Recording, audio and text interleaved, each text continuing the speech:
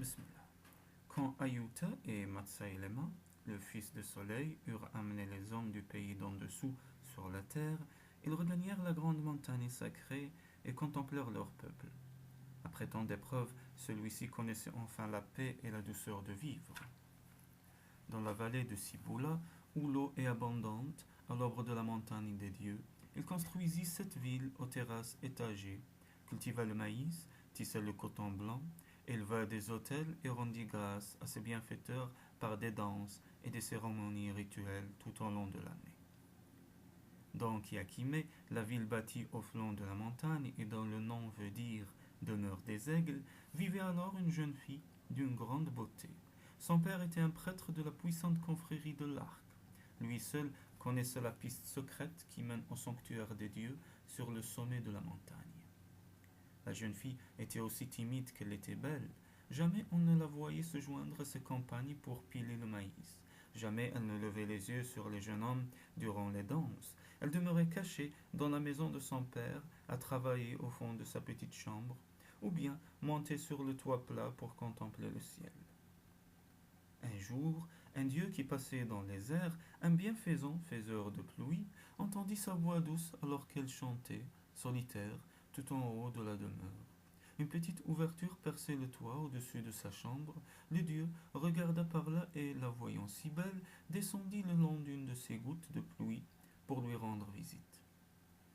Il revint maintes fois et ils se marièrent en secret. Elle le suivit une nuit jusqu'à son peuple, là-haut, dans les nuages. Mais elle était une humble et timide petite indienne et qui n'était point accoutumée aux façons des dieux. Aussi décidèrent-ils qu'elle retournerait chez son père et que son mari descendrait la retrouver chaque fois qu'il pleuvait, et aussi chaque soir quand la rosée nocturne mouille les graminées. Les gens de la ville se demandaient pourquoi elle était si fière, et ne se mêlaient ni à leurs jeux ni à leurs travaux. Ils ne pouvaient savoir qu'elle aimait un Dieu et ne vivait que dans l'attente de sa venue. Au printemps suivant, un petit garçon naquit dans la chambrette sous le toit. Il avait de longs cheveux si brillants qu'on eût dit que des gouttes de rosée y roulaient sans cesse, et comme c'était le fils d'un dieu, il grandit 20 fois plus vite qu'un autre enfant. Dès sa naissance, il courait par toute la maison et parlait à chacun. Bientôt, il lui fallut dépenser sa force au dehors. Il était robuste et adroit. Armé de petites pierres, il tuait dans les champs des oiseaux et de petites bêtes et les rapportait à sa mère, tout fier de contribuer à la subsistance de sa famille.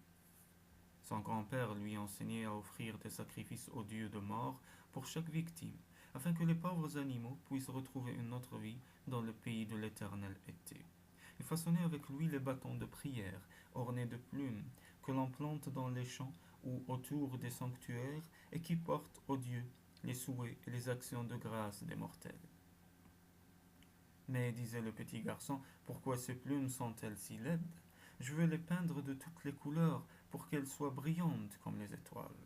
Non, répondait sagement le vieil homme, il faut offrir les plumes telles que les dieux nous les ont données.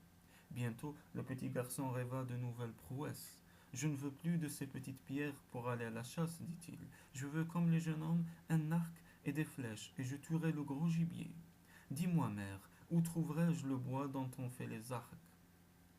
La mère restait silencieuse un long moment, puis elle se décida à parler et ses yeux étaient tristes. Mon petit garçon, dit-elle, il n'y faut pas songer.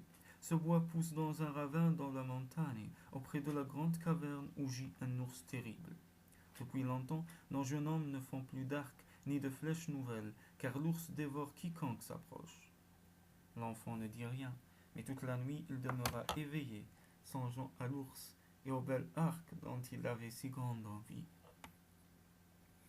Au matin, la mère prit sa cruche à eau, noua aux 2 anses les 2 bouts d'une corde, et passant celle-ci sur son front, de telle sorte que la gourde reposa sur son dos, descendit à la source par les grands degrés taillés dans les rocs. L'enfant la regarda, puis, se glissant au dehors, partit en hâte vers la montagne. Comme il fait doux ici, se disait-il en regardant autour de lui. Que de fleurs, que de jolis arbres. Sûrement rien de mauvais ne peut exister dans un pareil endroit. Il était arrivé au ravin dont parlait sa mère. Devant lui bâillait la grande bouche noire de la caverne. Je vais avancer encore un peu, se dit-il, pour couper un joli bâton. Mais là-haut, le faiseur de pluie observait avec inquiétude son petit garçon. Il cueillit un éclair dans les nuages et le jeta devant la caverne. Ébloui, l'enfant recula, mais il ne comprit pas l'avertissement et reprit sa route. Un autre éclair frappa la roche devant lui. Alors, se frottant les yeux et croyant qu'un orage allait éclater, il se jeta tête baissée dans la caverne et l'instant d'après se trouvait à demi étouffé dans les griffes de l'ours. Oh, ne me serre pas si fort, je te prie. Cela me fait mal. Lâche-moi, et je te donnerai quelque chose de beau. Quoi? Quoi? Grognait l'ours. Que dis-tu? Lâche-moi et je te donnerai quelque chose de plus beau que tout ce que tu peux rêver. Plus beau que la lune? Dit l'ours sans desserrer les griffes. Oui, oui, plus beau que la lune, dit le petit garçon, qui se sentait mourir. Oh, lâche-moi, je te prie. L'ours entr'ouvrit un peu ses terribles pattes. Est-ce pour cela que tu es venu me voir? Demanda-t-il. Non, dit le petit garçon, je suis venu chercher du bois pour me faire un arc et des flèches. Mais si tu me laisses partir, je te ferai un beau cadeau. Qu'est-ce que c'est? Dis-le-moi vite, gronda l'ours. Le petit garçon était bien embarrassé, car il ne connaissait rien au monde de plus beau que la lune, si ce n'est sa propre mère. Mais il ne pouvait plus reculer. C'est ma mère, dit-il, elle est plus belle que tu ne peux l'imaginer, et je te la donnerai si tu ne me laisses prendre du bois pour mon arc. Soit, dit l'ours en le posant à terre, viens par ici. D'un coup de patte, il jeta par terre un jeune arbre, rangea l'écorce aux deux bouts et enleva toutes les branches. Puis il cueillit des baguettes minces et droites et apporta le tout à l'enfant. Prends ceci et fais ton arc et tes flèches, à la manière des chasseurs de ta tribu. Maintenant, quand me donneras-tu ma récompense? Viens demain la chercher à la maison, répondit le petit garçon, au coucher du soleil, pas avant. J'y serai, dit l'ours. L'enfant courut jusqu'à sa demeure. Vois, dit-il à sa mère, ce beau morceau de bois pour mon arc et ces baguettes pour mes flèches. Je les ai trouvées au pied de la caverne de l'ours. Et il ne t'a point mangé? Cria celle-ci en grande frayeur. Non, répondit tranquillement l'enfant. Tu le vois, il ne m'a point mangé. Puis il se mit au travail, il amincit le bois de l'arc jusqu'à ce qu'il puisse le courber aux deux extrémités et le posa sur les cendres chaudes pour le sécher et le durcir durant la nuit. Le lendemain, il façonna ses flèches, les écorça et les polit auprès du feu. Il fixa d'un côté des pointes d'obsidienne, noires et dures, et de l'autre les plumes d'aigle qui les conduisent au bout. Puis il tendit son arc d'un fort boyau d'antilope et s'assit. Le soleil se couchait derrière la montagne. Aussitôt il entendit un bruit sourd, et l'ours apparut au pied de l'échelle. Où est ma récompense? grogna-t-il. Ma mère t'attend dans la maison, mais viens sur la terrasse. Je veux d'abord te montrer mon arc et mes flèches. Qui sèche là-haut? L'ours escalada l'échelle. C'est vraiment un très bel arc, dit-il en faisant siffler la corde. Mais où sont tes flèches? Voici. L'ours les examina et fit la grimace. Pourquoi as-tu mis du charbon au bout?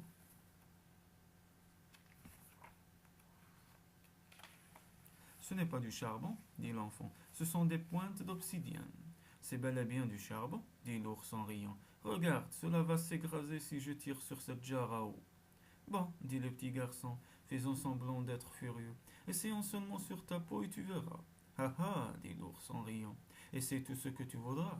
Je te dis que tes pointes s'écraseront dès qu'elles toucheront le but. En riant et en se moquant, il courut se placer à l'autre bout de la terrasse. La flèche partit et le frappa droit au cœur. L'ours poussa un hurlement terrible et tomba mort. Viens vite, mère, viens vite, cria l'enfant. J'ai tué l'ours de la montagne. La mère accourut, et aussi le vieux prêtre de l'arc. Il faut aller dans le champ, dit le vieillard, et que l'enfant plante lui-même les bâtons de prière, car en vérité, il a accompli là un grand exploit et doit adresser ses actions de grâce aux dieux. J'irai, dit le petit garçon, planter les plumes de prière, qui sont grises et si laides. Mais comme il était content et très fier d'avoir tué l'ours, et aussi de posséder un si bel arc et des flèches à pointe dure, il dansait et sautait tout le long du chemin, et brandissait de ses deux bras étendus les minces baguettes emplumées. Là-haut, invisible, le faiseur de pluie regardait son fils et souriait doucement. Et voici que tout à coup les plumes grises des bâtonnets prirent toutes les couleurs de l'arc-en-ciel. et qu'une nuée d'oiseaux, au brillant plumage, s'envola et fut se poser dans les arbres. C'est depuis ce temps-là que les oiseaux de ces vallées ont des ailes plus belles que des pierreries et plus brillantes que les étoiles.